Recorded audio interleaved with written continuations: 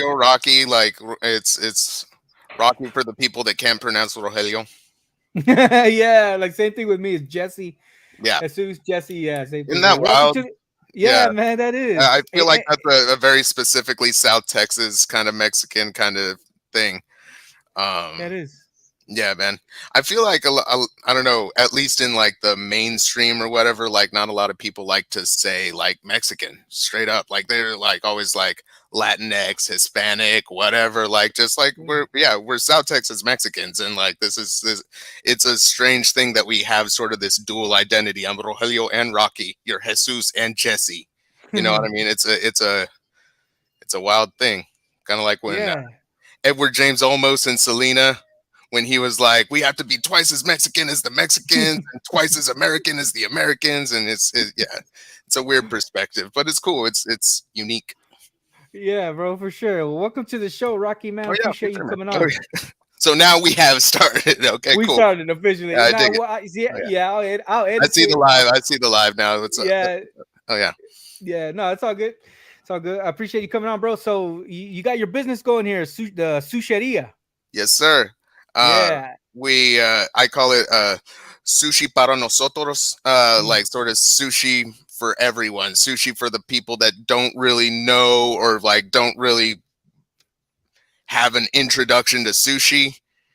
You know what I mean? Like there's a lot of people that like, I'm not trying sushi. That's raw fish. That's disgusting. You know what I mean? Like it's sort of this sort introductory course, getting people's like feet wet into something that I love. I love sushi. I love the I, you know, anything eel to tuna to like Mm. just and traditional style and this sort of fusion style that I, along with my partner Derek, have sort of created.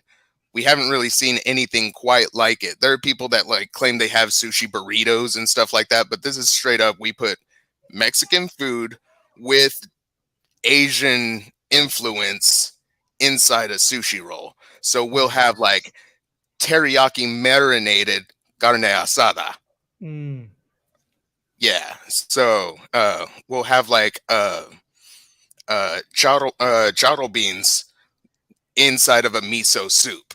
So Mm. like we'll do these little blends of Mexican food and Asian food in a Nice. fusion that I think is very uniquely South Texas. Yeah, bro, for sure. It's like, and the fish aspect, we're right here on the coast, bro. I mean, who doesn't like fish around here? You know what I mean? 100%. Now we're starting very, very like this is mostly Mexican food. Like we'll have carne asada, we have like mango habanero chicken fajitas. Like so we don't even have the fish in the menu as it stands right now.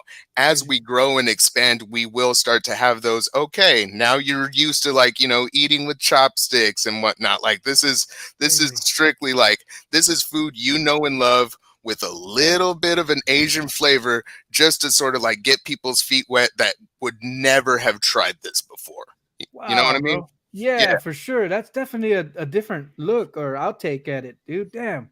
I didn't even think about it like that. because I So love what? Mexican food. You know what I mean? Like who Yeah. doesn't? Like we have like again our take on like a bean and cheese taco, but instead of like cheese, we'll use like the cream cheese, like you would usually find in sushi. And Mm. the beans are like a chorizo infused refried bean that we throw on top. And then we got some crunchy stuff on top of that. So we get a good blend of texture. Like we put a lot of thought and love into our menu. Wow, bro. And we And hope so that shows. yeah, cool. And so you guys were rolling sushi prior to having this business? Yeah, for sure. For sure. I started way back in the day, like I said, around 08, 09, back at Kobe's Steakhouse. It's not open anymore. It used to be on Carroll Lane. Um, that's where I learned everything. It was very traditional. That's where I learned to like I felt that was a cool time because I felt like I was like I knew nothing. I knew absolutely nothing about sushi, so I was just trying to absorb as much as I could from these people who are straight up artists. Like their knives Wow. are extensions of their hands and they're doing all sorts of artwork with these avocados and cucumbers and whatnot, and I'm Mhm. all clumsy and whatnot. I have scars on my hands from those days. Like you just learn and you pick it up. And now, like, I really like a quote. It's from Picasso. He says, you gotta learn the rules properly so you can properly know how to break them, or something like that. So I learned those foundations of like how to make sushi, and now I'm trying to infuse it with my culture, like what I grew up with, the food I like, and just sort of bringing those two things that I love about food together. Right. So, damn, that's pretty awesome, bro. I like how it's considered an art. Like it's like culinary arts, right? Yeah, 100%. Like there's you could take everything that's in a roll of sushi and just put it on a plate and serve it. They do that. It's called a poke bowl. Like that exists. But sushi is you're having something handmade, hand rolled, hand cut, and hand decorated. And it takes a little while longer, and it's, I mean, the same amount of food, but right. the presentation, when you're looking at it, you're like, whoa, like, yeah, someone made this for me to eat, like not for me to put up on the wall, or not for me to, like, you can take a picture of it. We appreciate pictures. We appreciate, likes and shares and whatnot, but it's more about like, we put the care into how this looks, and we make it look pretty good. Like you can check out our Instagram. Like we some of them are fun too. Like there's one we call the Aikwiqui. Yeah. Straight up has like a pickle spear in the middle, and then it's fried in hot Cheetos. So like that's for you know who that's for. Yeah, for sure, bro. And hot Cheetos. Yeah, I think we know her. Yeah, for sure. So yeah, you got you have la bandera as a roll. That's el chupacabra. Mm-hmm. Yeah. So yeah, I like that how you put different like el kukui. El Kukui, yeah. Derek was actually a big fan of that one because the way he had always heard of Kukui, and I feel like Kukui is like this boogeyman, and every household told it different. Yeah. Everyone has their idea of what the Kukui is in their brain, but he said in his house it was more like a pig monster. So we have like 3 different kinds of pork in the Kukui roll. Yeah. That's cool, bro. And it's delicious. Honestly, that one's my favorite. We drizzle this honey sriracha sauce on top, so we have this sweet and spicy blend together. That's just, yeah, I think we're doing really good stuff with our flavors. Cool, bro. And then you got the gringo. The gringo, we call it that because it kind of comes with everything. It gets everything. The gringo gets everything. That's cool, bro. There's this this is Jalisco I go to by work, and they have the gringo breakfast plate. So that's pretty cool, bro. I like that. That's wild. Yeah, it's parallel thing. I mean, yeah, it's and I say that as a pretty like weirdo dude myself, but like, you know, it's all in good fun. Same with the Aikwiqui and everything else. Like, we take no, we don't, you know, we're just having fun. It's like part of the culture too, bro. Like, I mean, that's here. It's just part of the culture. I like that, man. So why did you guys come up with this idea? I mean, I know you got a background in it, and I'm pretty is this like a side hustle for y'all, or I mean, for real, where did it come from? That's a really good question. I think like we were both rolling sushi and we weren't satisfied working for someone else. And I think that resonates with a lot of people that go down this path. Like we were working hard in the middle of summer in not great working conditions, making crazy profits that we knew that we weren't seeing reflected to the work that we were putting out.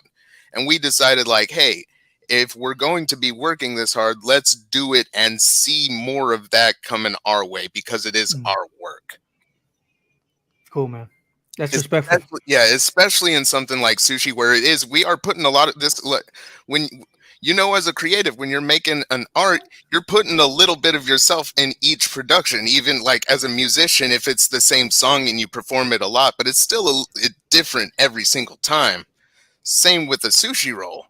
And if we were doing that much and not seeing like that reflected for us, like just didn't want to go down that path. So we're trying to carve out this one. You know what I mean? That's cool, bro. Yeah, for sure. That's respectful, man. Definitely, bro. And so it's not you just yourself; it's you and a business Derek. partner, Yeah, Derek. Derek Galvan. Yeah, he's good people. Like I said, we were both creatives outside of this. Like I did stand-up comedy like way back in the day. He does music still. He plays for the Independent Thieves, hell of a bassist, just cool people. And he, I don't know if you've ever like done a barbecue with him like in the past or anything, but he throws down on the grill. So like he came up with like all these different like blends of flavors in the meats and whatnot. And I sort of taught him the technique of rolling sushi, and just sort of clicked one day because we were both rolling sushi at the same place. So yeah, it was very interesting. Like he came to my house one day and he's like, dude, you got to try this out. And it brings like a little Tupperware thing of it just looks like Spanish rice. And I go get a fork and he's like, no. And he hands me some chopsticks and I pick it up and I realize like, Spanish rice, like it's like different little grains of rice and they all fall apart. But this was sticky like sushi rice. And I looked at it and it just blew my mind for a second. I looked at it because I had never seen anything like this before. You think sushi rice is white. It's sushi. It's white sushi rice. And that's just, it's on all the emojis. When you type in sushi, the rice is white. But he just threw in a little bit of like, Mexican flavor, but still prepared it like Japanese rice. So it's still sticky. And now we have something completely different that I've never seen before. And we've looked around. I haven't seen anything like it. That's cool, man. That's cool. It's like you come up with a product that nobody has, and it's like it. Sorry, we joke around like we're not trying to like be like the next Whataburger of Corpus Christi. You know what I mean? Like that's, but it would be cool to be like the next Boat Net. You know what I mean? Like it's for sure, bro. Yeah, it's something different that I think is really gonna resonate with the people in this city. That's cool, bro. Man, that's freaking awesome. And there is a good amount of people that do like sushi. You know what I mean?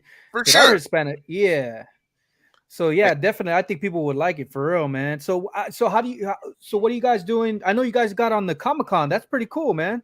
Yeah. Again, we are trying to be as bootstrapped as possible. We're trying to take like no like crazy amounts of debt or anything. We are trying to like do this as with as much to do with just like with what we can as much as we can. So our first step is we just got a booth at the Corpus Christi Comicon where we're going to be selling rolls through that booth. It's going to be July 15th through 17th. That weekend. I don't know if you've ever been to Comic-Con in Corpus. It's a lot of fun. There are a lot of cool cosplayers in this city, and like they're just doing all these crazy like an anime outfits and whatnot. But that said, we also have a GoFundMe, just straight up links on our Instagram. Do that. Like we're trying to get to a food truck as quick as possible. That would be able to give us more refrigeration and storage space so we can add more fish onto our menu. So we do have a plan for this, but it's just we're trying to do it as much by ourselves and with just help and generosity as we can for as long as we can. And we're going to take like, if that means taking these baby steps until people be like take an interest and want to invest that, or that we just blow up and like we end up having this like revenue and then we feel more comfortable and we have like the numbers to take to a bank and take on that sort of stuff.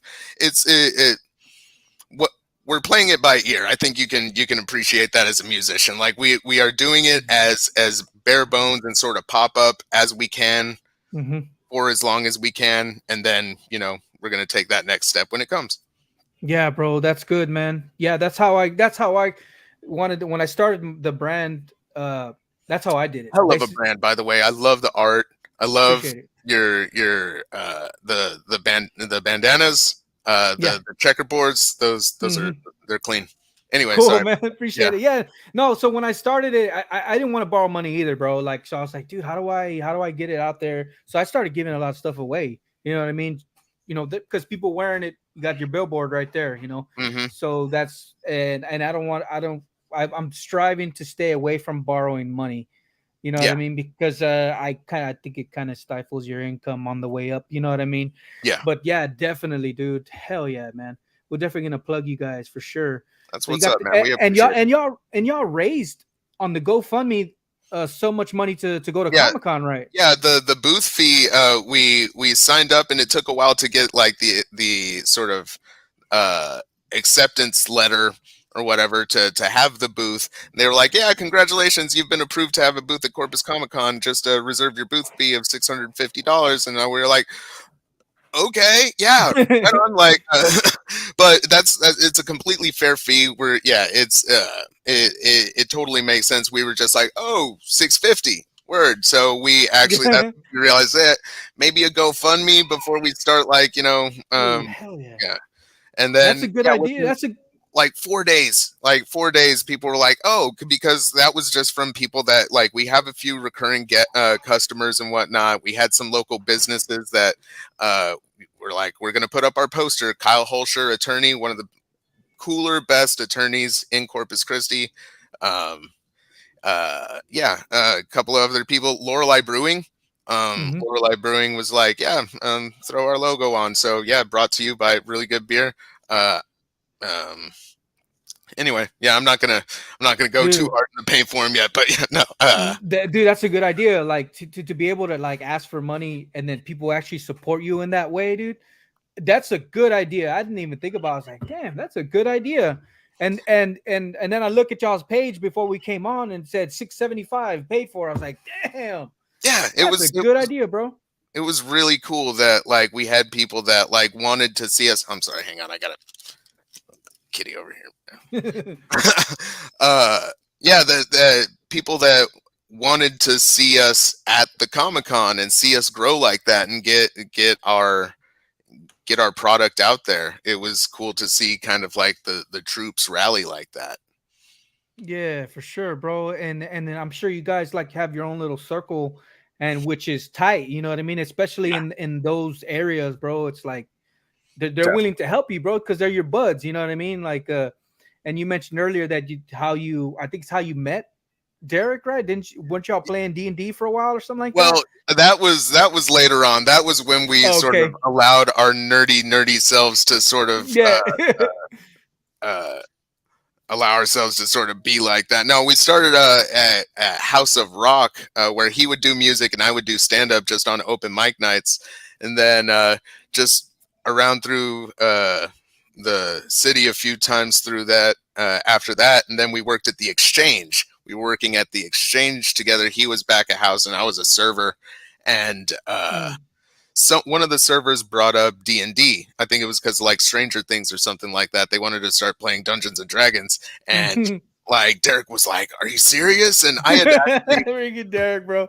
I had played a long time before that, like back in high school and whatnot. We had tried it out, so I was the one that had like a little, like, the most experience out of anyone. So they're like, Yeah. "Okay, come over, we'll try it out," and ended up like getting into a 2-year long Dungeons and Dragons campaign that had highs and lows and laughter and tears, and like people's That's characters were funny, bro. close to death, and like people were invested in this. It was a nerdy roller coaster that, oh yeah, never forget it. That's It cool, was bro. it was That's awesome, man. It's like how can you not have bonds with people that you spent 2 years of your life invested Yeah, in? You know what and I they mean? bled. They Yeah, fought. hell yeah, Yeah, bro. so yeah, it was, It's like yeah.